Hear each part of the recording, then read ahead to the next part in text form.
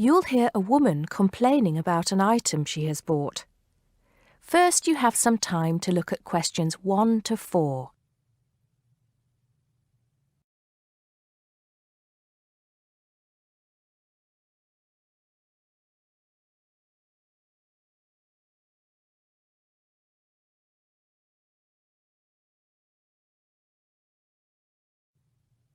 Now we shall begin. You should answer the questions as you listen because you will not hear the recording a second time. Listen carefully and answer questions 1 to 4. Smart Electricals, Mike speaking. How may I help you today? Good morning. I'm calling to complain about an item I recently purchased from your company. I'm not happy with it. Oh, I'm really sorry to hear that. I'll take you through the company's complaints procedure. I'll need to retrieve your files from our records so that we can discuss the problem properly and find a solution. I'll need to take some details from you first. Is that okay? Okay, but I don't have a lot of time. Will it take long? Not long, madam. Can I first take your name? Yes, it's Susan Yorke. Y-O-R-K-E. Okay. Can I have the address, please? Yes, it's flat 1, 25 Alpine Avenue. That's A-L-P-I-N-E Avenue, Harchester. The postcode is HA6 5LD. Okay. Next. Could you give me your telephone number? Preferably one that we can call you on during normal working hours. Well, the home one is 01734 525 268. But you're only likely to catch me on that number in the evenings. I usually have my mobile phone with me during the day, though. It's probably best to take that number then. All right. My mobile number is 0781 233 452. And do you have the order reference number on you, by any chance? Well, I have the receipt that the camera came with in front of me. Ah, good. Which number is it? It's a bit confusing. It should be the 7-digit number on the top left corner of your invoice. Let me have a look. I need my glasses. Found it. It's DMX8443. Thanks. Now, when did you purchase the item? Well, the camera was delivered last Monday, on the 1st of February. I ordered it online about 2 weeks before that, but I can't remember the exact date. If you have another look on the invoice receipt, the date should be there. Oh, yes. Here it is. January the 15th. Okay, I'll make a note of that. So, the item is a digital camera? Yes, it's the Aqua PowerShot model in silver. Thank you. Did you take out any kind of insurance when you bought it? Well, no, it was on special offer. I didn't need to pay any extra for the insurance because it came with a special 4-star policy. Well, it means you're fully covered for at least another 3 years. Before you hear the rest of the conversation, you have some time to look at questions 5 to 10.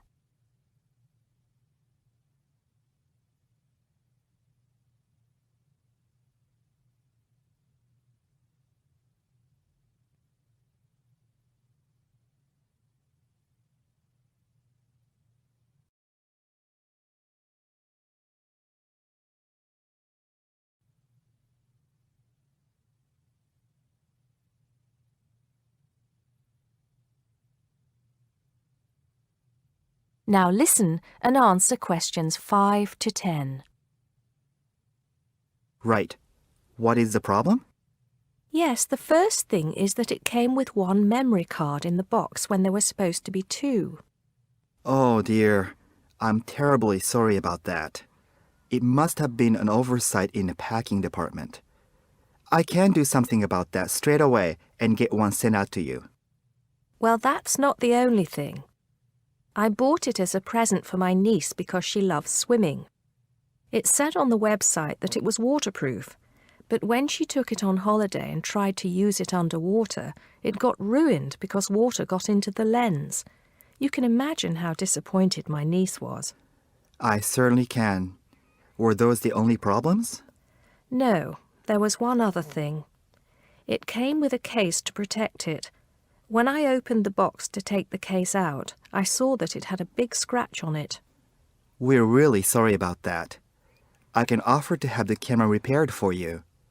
In the event that it can't be repaired, we'll send you a replacement. I don't think so. Seeing as it was faulty in the first place, I wouldn't want another one. I think I'd rather have my money back. Can I get a refund? Yes, of course. If you send it back to customer services, I'll make sure it's dealt with. Thank you very much. That is the end of part 1. You now have half a minute to check your answers.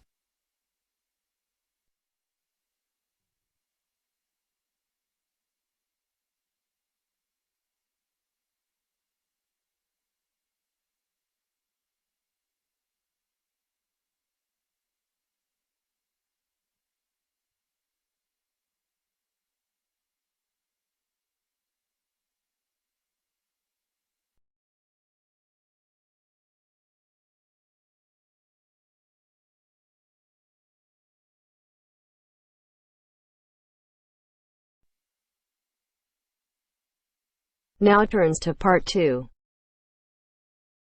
Part 2. You are going to hear a talk on ginseng. First, you have some time to look at questions 11 to 14.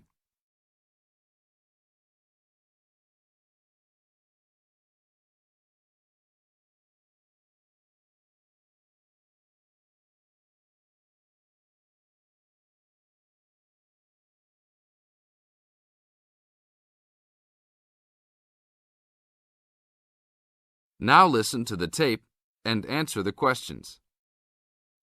Good morning. Today we'd like to talk with Mr. Schumacher of Kaiser Farms. Mr. Schumacher, what is in ginseng that makes it so special? Thanks. The key elements in ginseng are the active ingredients known as ginsenosides. All true ginseng products on the market contain a certain percentage of ginsenosides, and a number of factors determine how much. The age of Wisconsin ginseng when harvested plays a major role in determining the natural level of ginsenosides. Tests have shown that the older the plant, the higher the ginsenoside content. 5-year-old Wisconsin ginseng plants have had ginsenoside levels as high as 20%. As a family operation, one of our strategies in producing the highest quality product available is to only harvest 4- and 5-year-old roots. The majority of Wisconsin ginseng harvested is 3 years old. The reason for this is that the expenses to care for and the possibility of disease increase as the plants become older.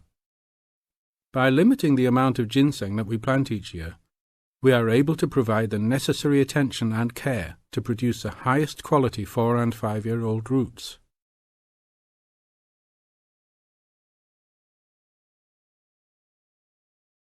Now look at questions 15 to 20.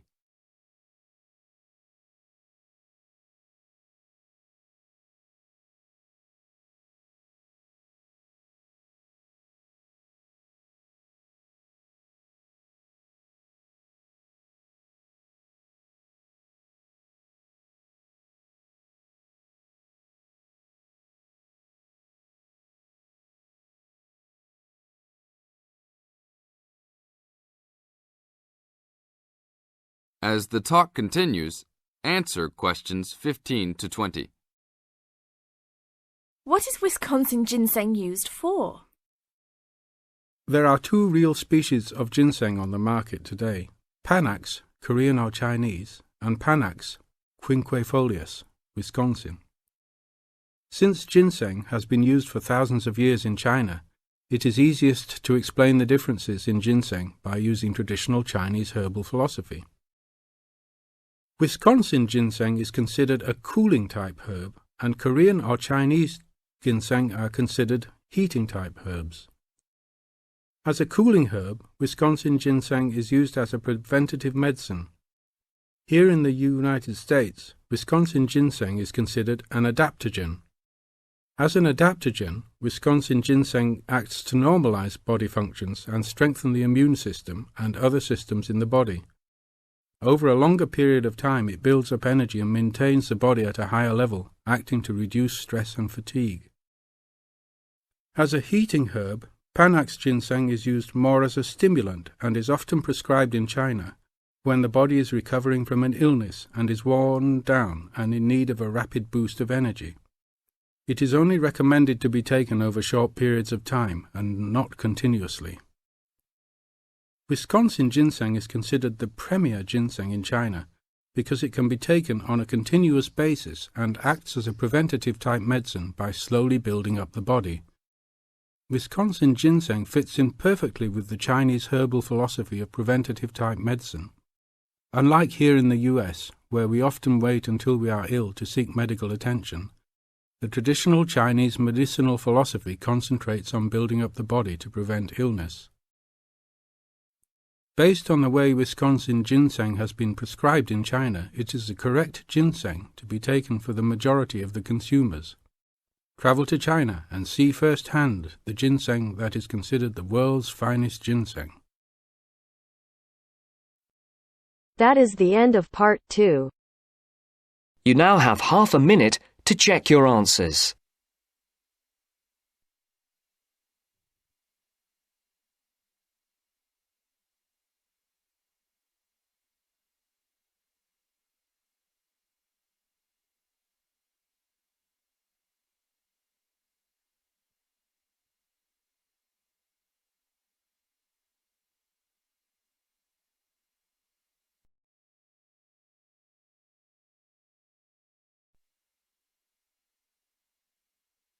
Now turns to part 3.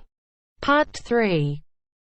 You will hear a student called Sarah talking to her college tutor about some research she has to do as part of her course. First, you have some time to look at questions 21 to 27.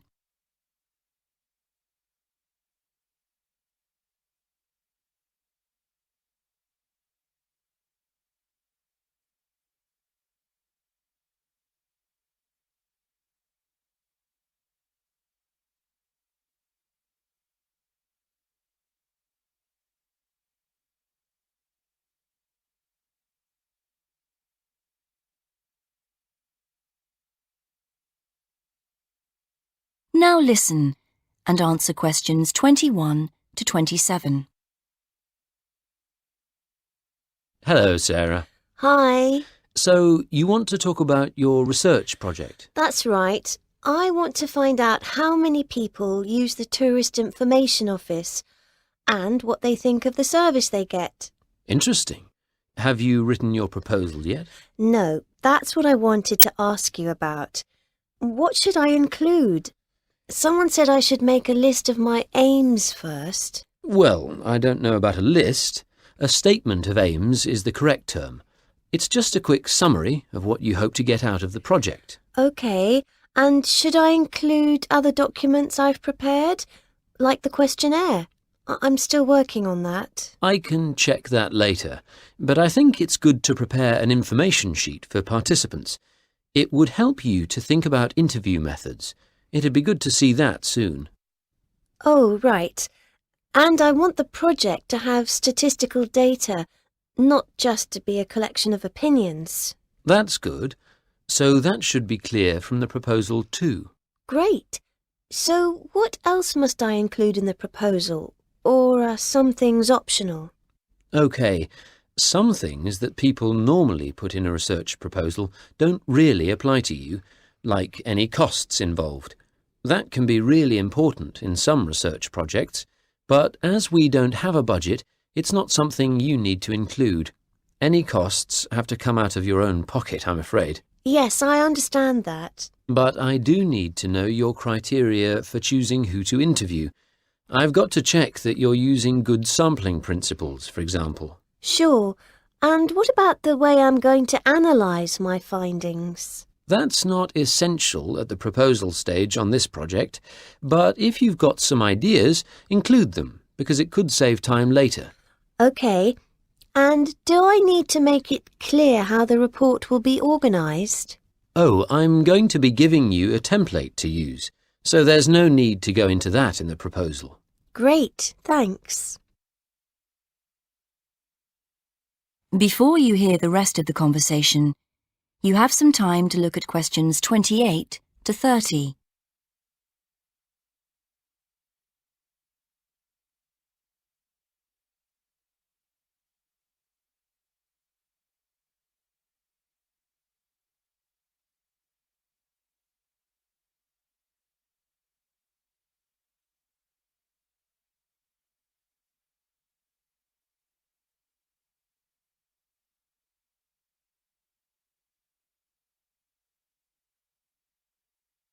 Now listen and answer questions 28 to 30. Actually, another thing we could discuss now is making sound recordings of interviews. Oh, right. Do I have to record them all? I could try to get as many as possible, but it'd be rather expensive. Yes, don't worry. You only need a few chosen randomly just to give an idea of how the interviews are going. You can send one in each time you update me on your progress. OK. How often should I do that? I haven't done a timetable for the interviews yet, but they'll be spread over 3 or 4 weeks, with about 200 in total. I reckon on doing 20 a day. Let me know how you're getting on at the end of each day's interviewing then, whether you've had any problems or not. It can be a lonely job. Thanks. I appreciate that. And what about the confidentiality of participants? Because that can cause problems. Well, I'm getting them to sign a consent form. It says that I'll only use the information for my research, that I won't pass it on to anyone else. But that's the only promise I'm making. They have to give me their names and agree to their data being stored on the college computer network. That sounds good. You won't put names in your report, I know, and the data will all get deleted at the end of the year, but we don't promise any of that. Sure. That is the end of part 3. You now have half a minute to check your answers.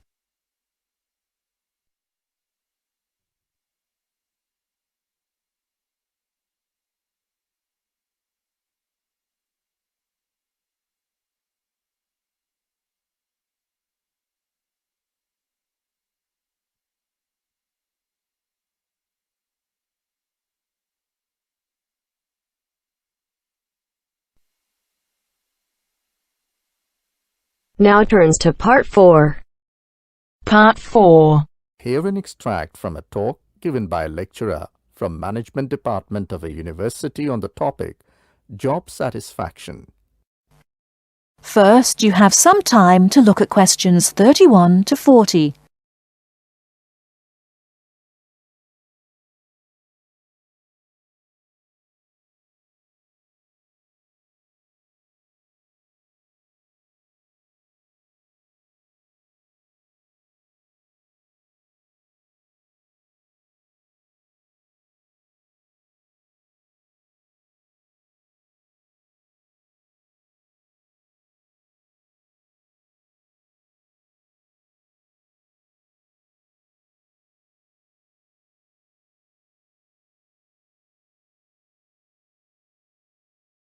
Now listen carefully and answer questions 31 to 40. Job satisfaction is how happy an individual is with his or her job. Scholars and human resource professionals generally make a distinction between affective job satisfaction and cognitive job satisfaction. Affective job satisfaction is the overall extent of pleasurable emotional feelings individuals have about their jobs and is different from cognitive job satisfaction, which is the extent of individual satisfaction with particular facets of their jobs such as pay, pension, arrangements, working hours, and numerous other aspects of their jobs. At its most general level of conceptualization, job satisfaction is simply how content an individual is with his or her job. Effective job satisfaction is usually defined as a one-dimensional, subjective construct representing an overall emotional feeling individuals have about their job as a whole. Hence, effective job satisfaction for individuals reflects the degree of pleasure or happiness their job in general induces. Cognitive job satisfaction is usually defined as being a more objective and logical evaluation of various facets of a job. As such, cognitive job satisfaction can be one-dimensional if it comprises evaluation of just one aspect of a job, such as pay or maternity leave, or multidimensional if two or more facets of a job are simultaneously evaluated. Environmental factors. One of the most significant aspects of an individual's work in a modern organization concerns the management of communication demands that he or she encounters on the job. Demands can be characterized as a communication load. Individuals in an organization can experience communication overload and communication underload, which can affect their level of job satisfaction. Communication overload can occur when an individual receives loads of message in a short period of time, which can result in unprocessed information, or when an individual faces more complex messages that are more difficult to process. Due to this process, given an individual's style of work and motivation to complete a task, when more inputs exist than outputs, the individual perceives a condition of overload which can be positively or negatively related to job satisfaction. In comparison, communication underload can occur when messages or inputs are sent below the individual's ability to process them. According to the ideas of communication overload and underload, if an individual does not receive enough input on the job or is unsuccessful in processing these inputs, the individual is more likely to become dissatisfied, aggravated, and unhappy with their work that leads to a low level of job satisfaction. Superior subordinate communication. Superior subordinate communication is an important influence on job satisfaction in the workplace. The way in which subordinates perceive a superior's behavior can positively or negatively influence job satisfaction. Communication behavior such as facial expression, eye contact, vocal expression, and body movement is crucial to the superior-subordinate relationship. Nonverbal messages play a central role in interpersonal interactions with respect to impression formation, deception, attraction, social influence, and emotional bonding. Individuals who dislike and think negatively about their supervisor are less willing to communicate or have motivation to work, whereas individuals who like and think positively of their supervisor are more likely to communicate and are satisfied with their job and work environment. A supervisor who uses nonverbal immediacy, friendliness, and open communication lines is more likely to receive positive feedback and high job satisfaction from a subordinate. Strategic employee recognition. Employee recognition is not only about gifts and points. It's about changing the corporate culture in order to meet goals and initiatives, and most importantly, to connect employees to the company's core values and beliefs. Strategic employee recognition is seen as the most important program, not only to improve employee retention and motivation, but also to positively influence the financial situation. The vast majority of companies want to be innovative, coming up with new products, business models, and better ways of doing things. However, innovation is not so easy to achieve. A CEO cannot just order it and so it will be achieved. You have to carefully manage an organization so that over time, innovations will emerge. Individual factors. Mood and emotions form the effective element of job satisfaction.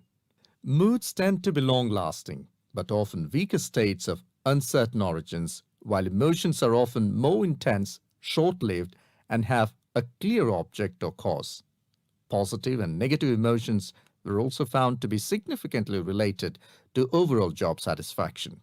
It was found that suppression of unpleasant emotions decreases job satisfaction and the amplification of pleasant emotions increases job satisfaction. There are two personality factors related to job satisfaction: alienation and locus of control. Employees who have an internal locus of control and feel less alienated are more likely to experience job satisfaction, job involvement, and organizational commitment. The characteristics like high self-esteem, self-efficacy, and low neuroticism are also related to job satisfaction. That is the end of part 4. You now have half a minute to check your answers.